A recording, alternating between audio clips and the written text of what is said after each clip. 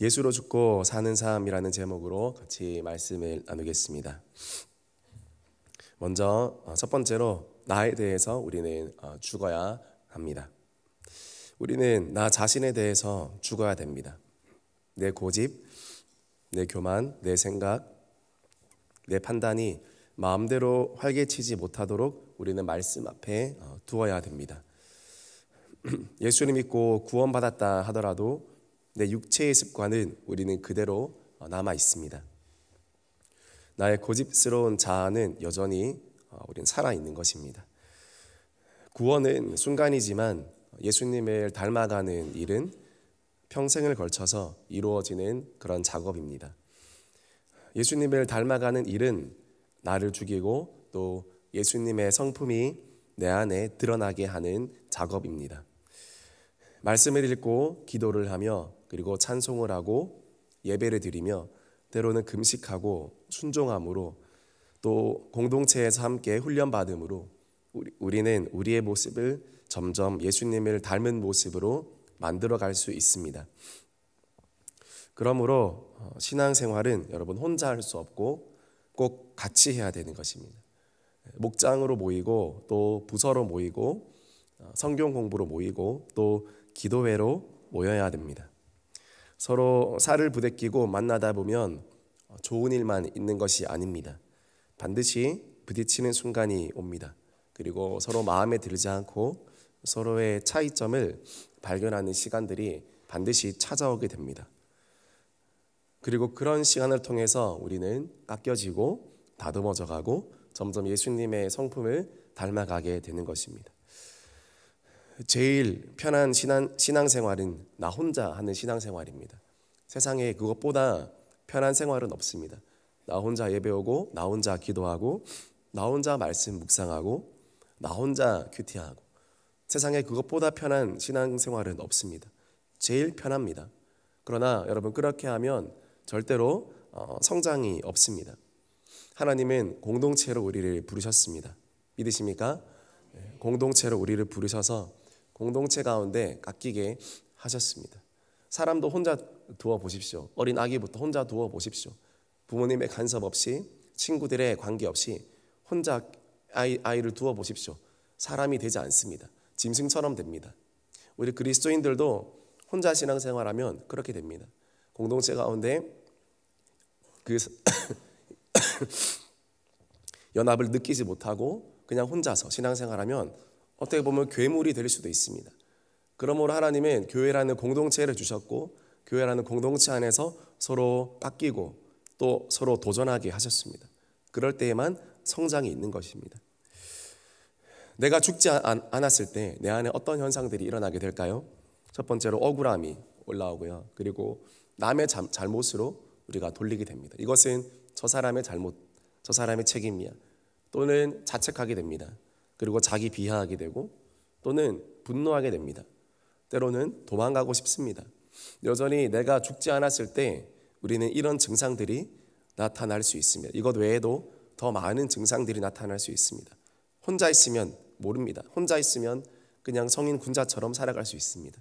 그러나 교회에서, 목장에서 또 사역의 모임 안에서 같이 공동체 생활을 하다 보면 나 이 모든 것들이 드러납니다.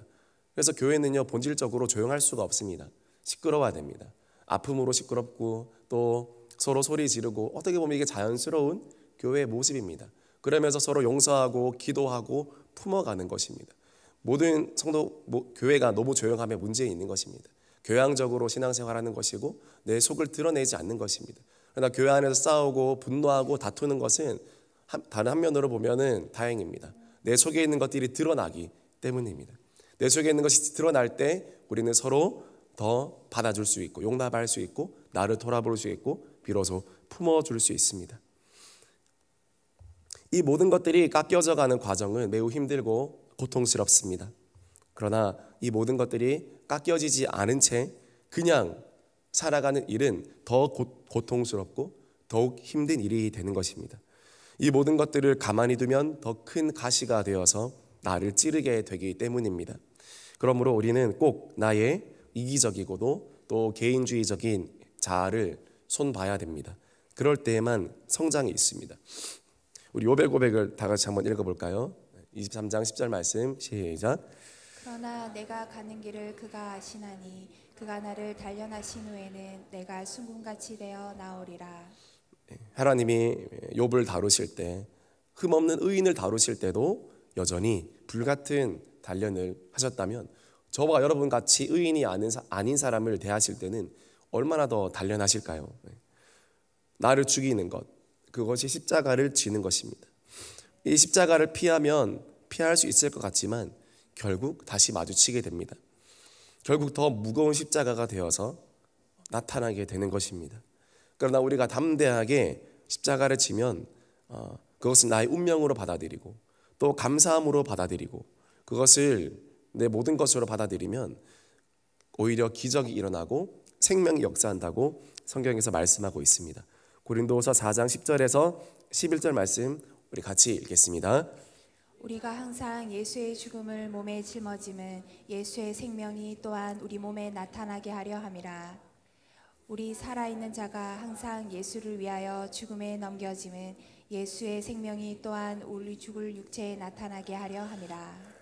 내가 십자가를 지면 비로소 예수의 생명이 우리 몸에 나타나기 시작한다. 그렇게 바울은 이야기하고 있습니다. 예수의 생명은 어떤 생명입니까? 부활의 생명입니다. 우리는 죽지만 죽지 않습니다. 다시 죽은 우리를 리셋시키고 다시 리뉴얼 시키는 부활의 생명인 것입니다. 예수님의 기쁨과 소망과 사랑의 체험은 우리가 십자가를 피할 때가 아니라 십자가를 붙들 때에만 나타나는 신비한 현상입니다. 내가 죽어질 때 그것을 경험할 수 있습니다. 우리가 십자가를 경험해서 온전히 내가 예수로 죽고 예수로 살아나는 부활의 기쁨을 누리게 되기를 주님의 이름으로 축복합니다. 가장 기독교의 첫 번째 출발은 바로 자기 부정, 또 나를 거절하는 것입니다.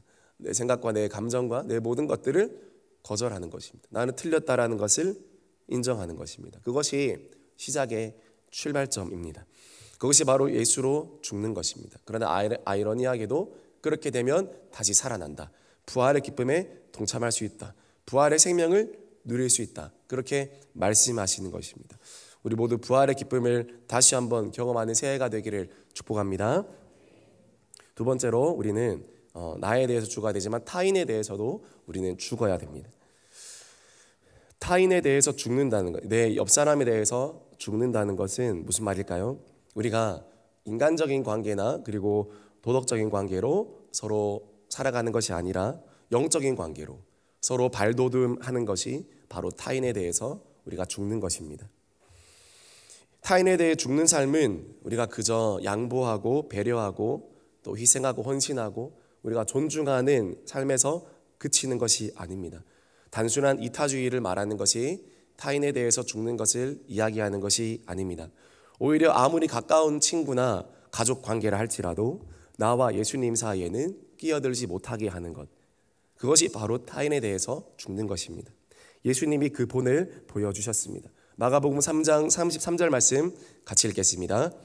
대답하시되 누가 내 어머니이며 동생들이냐 하시고 35절 말씀 읽겠습니다. 누구든지 하나님의 뜻대로 행하는 자가 내 형제요 자매요 어머니이니라.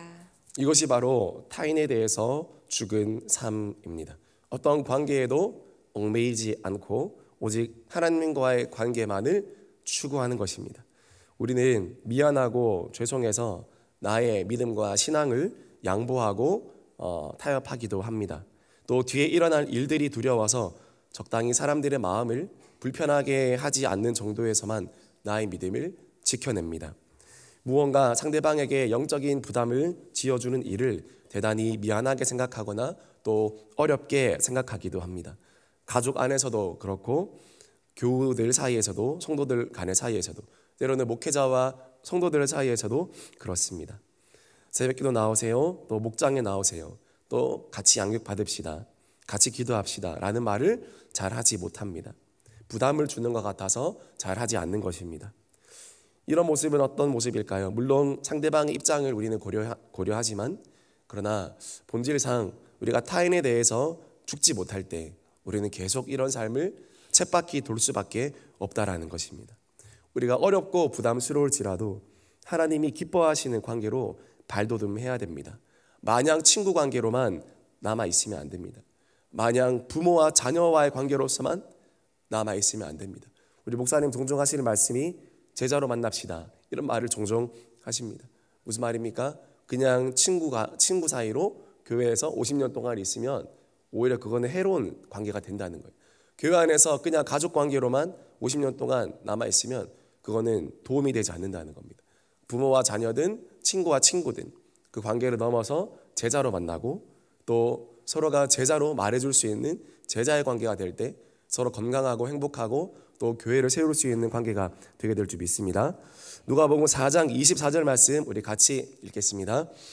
또 이르시되 내가 진실로 너희에게 이르노니 선지자가 고향에서는 환영을 받은 자가 없느니라. 예수님의 고향 사람들은 예수님을 환영하지 못했습니다. 그저 옛날에 알고 있었던 청년 예수, 그리고 꼬마 예수, 어린 예수, 야 예수야 네가 그 예수 맞니? 너 평범한 목수의 아들이었잖아. 이 이상 인정하지 않는 것입니다. 네가 메시아라고? 네가 제자라고? 네가 하나님의 아들이라고? 더 이상 인정하기 어려워합니다. 왜 그렇습니까? 고향 사람들이 그렇습니다. 고향에서 환영받으면 안 됩니다. 여러분 너무 고향을 그리워하지 마시기를 주님의 이름으로 축복합니다. 섭섭하시죠? 그러나 아브라함이 여러분 고향을 그리워했다면 어떻게 되겠습니까? 그리고 이스라엘 백성들이 자꾸 고향을 이렇게 그리워했다면, 이집트를 그리워했다면 어떻게 되었겠습니까? 예수님은 철저히 타인에 대해서 죽었습니다. 그래서 고향에서도 환영받지 못했습니다. 오히려 이것이 여러분 정상일 수 있습니다. 오히려 이게 정상일 수 있습니다. 너 바뀌었다, 너 내가 인정하지 못하겠다, 이게 오히려 여러분 잘하고 있는 것일 수도 있습니다. 고향에서 환영받지 못해도 기꺼이 예수님을 따를 수 있는 우리가 돼야 됩니다. 친구들과의 관계, 나의 영적인 나의 그것도 나의 고향이 될 수가 있고, 고향은 익숙한 것과의 결별입니다. 고향은 익숙한 것과 이별하는 겁니다. 영적인 것을 위해서 내가 십자가를 붙들기 위해서 익숙한 것과 헤어지는 것입니다. 하나님의 사람을 부르실 때 반드시 그 자리를 떠나게 하시고 둥지를 흩으시고 마치 어미 독수리가 새끼 독수리를 둥지 밖으로 밀어내는 것처럼 익숙한 것과 결별케 하십니다. 그럴 때 날개에 힘이 생기고 생존할 수 있고 강력한 독수리로 비상할 수 있기 때문입니다. 교회에서 여전히 나와 마음이 맞는 사람들끼리만 모이고 또 그렇지 못한 사람을 배제하는 것, 그것도 고향에서만 내가 환영받으려고 하는 모습이지 않겠습니까? 내 고향 친구, 나를 알아주는 사람들만 모이는 것. 타인에 대해서 죽는다는 것은 인간의 정의나 또 개인적인 친밀감보다 영적인 관계를 더 추구하는 것을 말하는 것입니다. 나한테 필요한 사람이 아니라 교회에 필요한 사람을 찾아 헤매는 것입니다. 나한테 좋은 사람이 아니라 교회에 좋은 사람을 찾아 헤매는 것입니다. 이것이 우리 관계의 정도가 되어야 될 줄 믿습니다. 목장에 가도 부서를 가도 또 성경 공부 모임을 가도 어느 모임을 간다 하더라도 우리가 이 기준을 잘 지키고 잘 이해해야 됩니다. 그렇지 않으면 혈육의 정과 인간의 정으로 인해서 하나님의 사역이 건강하게 펼쳐지지 못하게 됩니다. 항상 공동체가 우선인 것을 알고 때로 내 마음과 내 기질과 내 색깔과 맞지 않는다 할지라도 교회에 필요한 사람이라면 우리는 반드시 그 사람을 품고 영입하고 사랑하고 함께 동력해야 되는 것입니다. 그런 넉넉한 인격을 가질 수 있게 되어지기를 주님의 이름으로 축복합니다. 타인에 대해서 죽으셨습니까? 더 이상 친구가 아니고 가족이 아니어야 됩니다. 모든 관계를 다 초월해서 하나님 중심으로 관계가 다 재편돼야 됩니다. 그럴 때 정말 행복할 수 있습니다. 그럴 때 정말 발전할 수 있고 무엇보다 하나님이 기뻐하십니다. 그것이 바로 타인에 대해서 죽는 것입니다. 사람에 대한 예의를 갖추기보다 하나님에 대한 예의를 갖추고자 힘쓰는 것이 타인에 대해서 죽는 것입니다. 그런 관계의 정리가 2024년에 온전히 이루어지기를 주님의 이름으로 축복합니다. 마지막으로 우리는 세상을 향해서 우리는 죽어야 되는 것입니다. 갈라디아 6장 14절 빨간색 글씨 다시 한번 같이 읽겠습니다. 세상이 나를 대하여 십자가에 못 박히고 내가 또한 세상을 대하여 그러하니라. 사도 바울은 세상에 대하여서도 십자가에 못 박혔다라고 그렇게 말씀하고 있습니다. 오늘날 우리는 세상이 던져주는 모든 욕구에 대해서 너무 충실하게 또 철저하게 우리가 반응하고 순종하고 있습니다. 세상의 소리에 너무 민감하게 반응하고 우리가 따라가기 때문에 하나님의 음성을 듣기가 너무 힘이 드는 것입니다. 세상은 자꾸 우리에게 두려움을 줍니다. 경쟁의식을 심어주고 또 위기의식을 심어주고 비교의식을 심어줘서 기도하게 하지 못하게 합니다. 하나님 앞에 머무르게 하지 못하게 합니다. 그래서 정말 중요한 일을 하면서 살게 하기보다는 그저 남들에게 그냥 뒤처지지 않는 것, 그냥 살아남는 것, 그것만 우리가 중요하게 여기면서 살게 하는 것입니다. 남들 정도 하는 인생, 그것이 목표가 되어서 남들이 타는 차, 남들이 사는 집, 남들이 먹는 음식, 남들이 입는 옷 정도 입는 것을 인생의 목표로 두고 거기에 모든 것들을 쏟아 붓는다라는 것입니다. 미국의 유명한 존 파이퍼라는 목사님이 미국의 10대들에게 이런 말을 한 적이 있습니다. 미국 10대들에게 가장 위험한 영적인 공격은 바로 아메리칸들입니다. 미국에서 풍요로운 환경 가운데 그저 잘 먹고 잘 살고 잘 결혼해서 좋은 직장 갔다가 은퇴 잘해서 바닷가에 집 짓고 조개나 주우면서 인생을 끝마치려고 하는 그런 아메리칸 드림이 사단이 오늘날 미국의 10대를 공격하고 있다. 벌써 20, 30년 전에 존 파이퍼 목사님 하신 말씀입니다. 우리의 적은 바로 그런 것입니다. 우리 인생에 그저 충실하게 내가 그냥 행복한 삶에 충실하게 만들어버리는 삶, 하나님의 사명에 관심 갖지 못하게 하는 삶, 그런 삶이 가장 위험한 삶이라는 것입니다. 그래서 성경은 뭐라 말합니까? 요한 1서 2장 15절 말씀 같이 읽겠습니다. 이 세상이나 세상에 있는 것들을 사랑하지 말라. 누구든지 세상을 사랑하면 아버지의 사랑이 그 안에 있지 아니하니. 네, 분명하게 말하고 있습니다. 세상을 사랑하지 말라. 분명하게 이야기하고 있습니다. 우리는 세상과 하나님을 동시에 섬길 수 없는 것입니다. 세상을 섬기든지 아니면 하나님을 섬기든지 택해야 되는 것입니다. 엘리야가 이스라엘 백성에게 왜 머뭇머뭇거리느냐라고 열왕기상 18장에 그 제단 앞에서 이야기한 것처럼 우리는 머뭇머뭇거리는 것이 아니라 세상을 선택하는 것이든 하나님을 선택하는 것이든 택해야 됩니다. 우리의 많은 고민은 둘 다 섬기려고 하는 데 있습니다.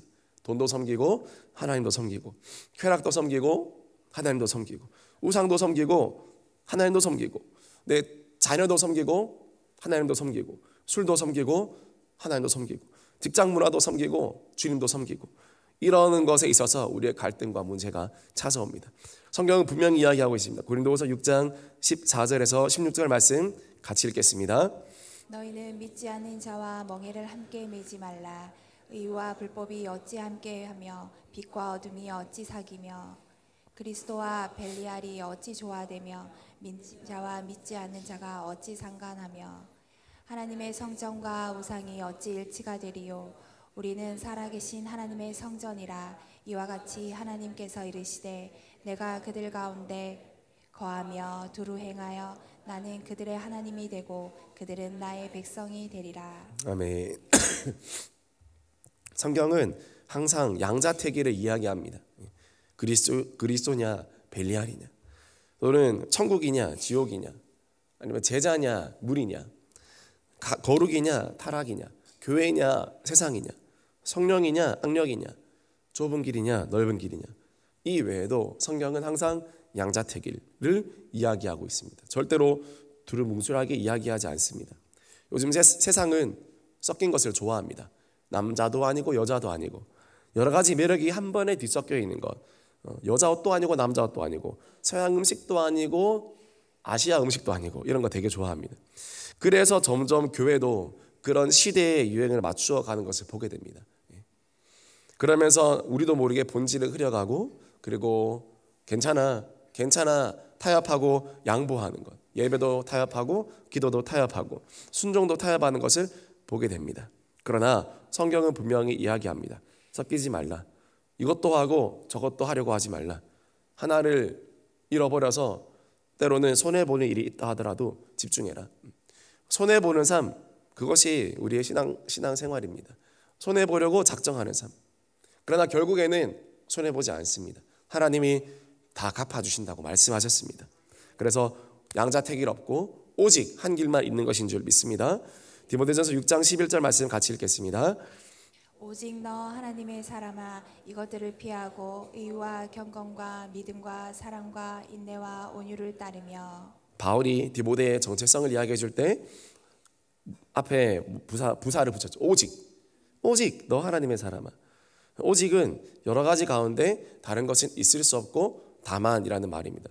디모데야, 너는 하나님의 사람이 안 되면 안 돼. 이런 말이. 너는 제자가 안 되면 안 돼. 플랜 B, 플랜 C는 없는 거야. 오직 제자만 되는 거야. 힘들어도 가야 되고 어려워도 가야 되고 적성에 맞지 않아도 가야 되는 거야. 너는 오직 너 하나님의 사람이야. 그것이 사명이야 라고 바울은 디모데에게 이야기하는 것입니다.